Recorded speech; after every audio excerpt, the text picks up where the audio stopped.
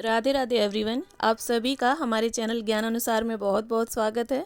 Friends, वैसे तो कार्तिक मास का हर दिन विशेष और पवित्र होता है, परंतु जो पूर्णिमा तिथि है वो बहुत ही ज़्यादा महत्वपूर्ण और फलदायी मानी गई है।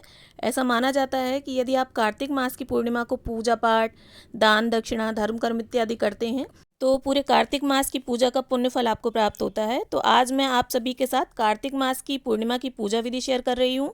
तो देखिए, इसके लिए तो सुबह सवेरे आप स्नान आदि से निवृत्त हो लें और इस चौकी या पटा बिछा लें और उस पर पीला कपड़ा बिछा लें। और इस तरह से देखिए, धूप घास का आसन देते हुए, फूलों का आसन देते हुए मैं यहाँ गणपति जी की स्थापना कर रही हूँ सर्वप्रथम। और इसके बाद भगवान विष्णु की और माता लक्ष्मी की स्थापना कर लेंगे हम। और इसके बाद ये देखिए, कलश स्थापना की कुछ सामग्री है। ये कलश स्थापना आपको जरूर करनी है पूर्णिमा के दिन सभी देवी देवताओं के आह्वान के लिए। इस तरह से देखिए, अक्षत का यहाँ पर मैंने थोड़ी सी छोटी सी ढेरी लगा ली है और इसके बाद अष्टदल कमल बनाकर हम उस पर कलश स्थापना करेंगे। ऐसी मान्यता है कि कार्तिक शुक्ल एकादशी यानी देवठानी एकादशी को तुलसी मैया का विवाह भगवान शालिग्राम के साथ हुआ था और पूर्णिमा की तिथि को तुलसी मैया का वैकुंठ में आगमन हुआ था। इसीलिए पूर्णिमा की तिथि पर भगवान विष्णु का, माता लक्ष्मी का और तुलसी मैया का जो पूजन है वो बहुत ही पुण्य फलदायी होता है। इस तरह से देखिए, आप गंगा जल डाल लें कलश में और साफ जल डाल लें और कंठ पर 5 बार इस तरह से मोली लपेट लें। धार्मिक मान्यताओं के अनुसार जो श्री हरि के 10 अवतार हैं उनमें से पहला अवतार मत्स्य अवतार को माना गया है। और कार्तिक मास में नारायण अपने मत्स्य अवतार में जल में विद्यमान रहते हैं और पूर्णिमा के दिन अपने धाम वैकुंठ वापस चले जाते हैं। भगवान नारायण के मत्स्य अवतार के जल में विद्यमान रहने के कारण जो कार्तिक मास में कार्तिक स्नान है वो इसीलिए विशेष और पुण्य फलदायी माना जाता है। ये देखिए, हमने कलश स्थापना करने के बाद इस तरह से आम के पत्ते लगा लिए हैं। आप 7, 5, 9, 11 इस विषम संख्या में ही पत्ते लगाएं। तो देखिए, इस तरह से कलश के ऊपर हमें पूर्ण पात्र रख देना है, यानी चावल थोड़े से प्लेट में आप डालकर रख दें और थोड़ा सा सजा लें कलश को।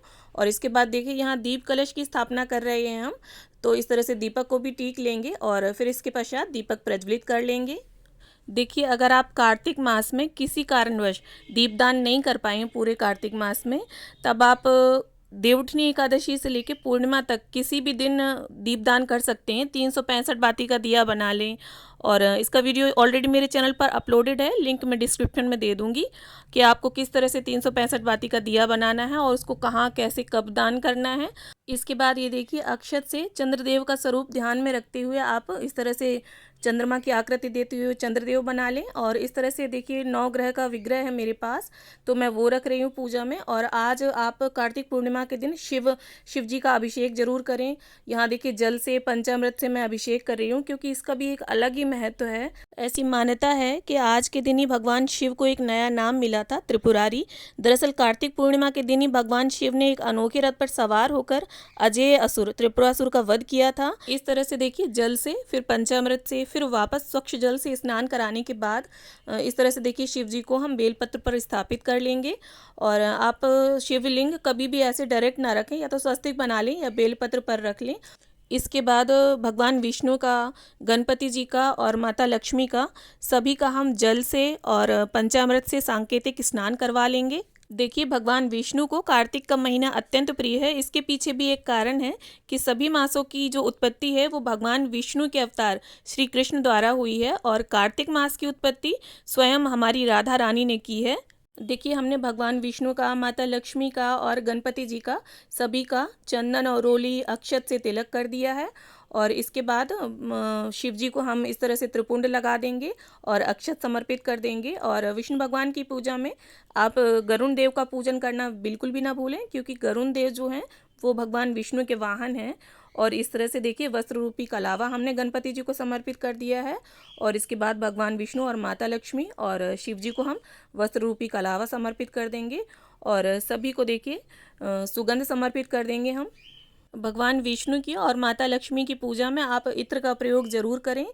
इस तरह से देखिए, बेलपत्र पर हमने अंकित कर लिया है चंदन से। और इसके बाद फिर देखिए, बेलपत्र उल्टा समर्पित कर देंगे। यहाँ कुछ भांग की पत्तियाँ हैं मेरे पास और आंकड़े का पत्ता है, तो वो समर्पित कर देंगे। और इसके बाद सफ़ेद फूल समर्पित कर देंगे। और इसके बाद ये देखिए, इस तरह से चंद्रमा का भी पूजन कर लेंगे हम चंदन से, रोली से।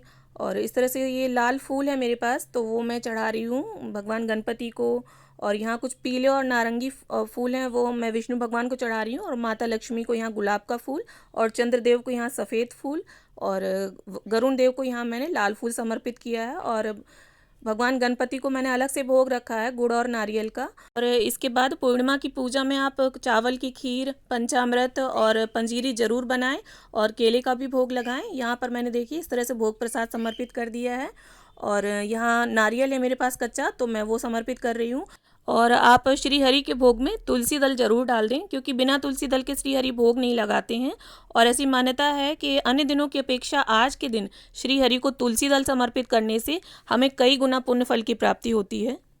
और देखिए मुख शुद्धि के लिए हमने पान, सुपारी, लौंग, इलायची, मिश्री समर्पित कर दी है, और तिल समर्पित कर देंगे सभी को।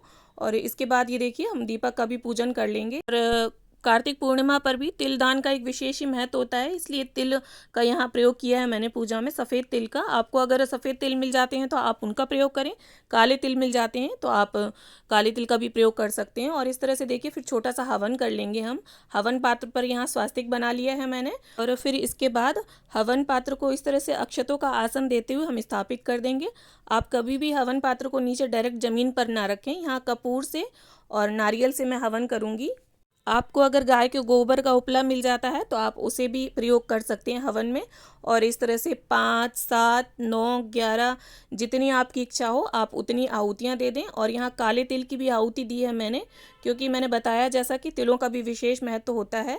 और इसके बाद हवन सामग्री की आहुति दे देंगे, और जो भी आपने भोग प्रसाद चढ़ाया है उसकी आहुति भी आप ज़रूर दें हवन में, क्योंकि ऐसा माना जाता है कि हवन में दी गई आहुति सीधे भगवान तक पहुँचती है।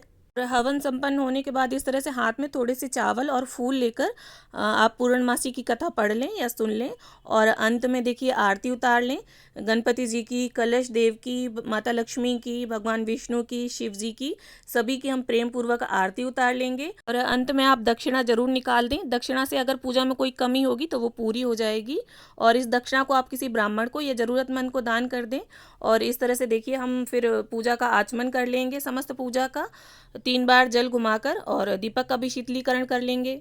उम्मीद है वीडियो आप सभी को अच्छा लगेगा। वीडियो अगर अच्छा लगा हो तो इसे लाइक शेयर करें, चैनल को सब्सक्राइब कर लें। मिलते हैं अगले वीडियो में, तब तक के लिए राधे राधे।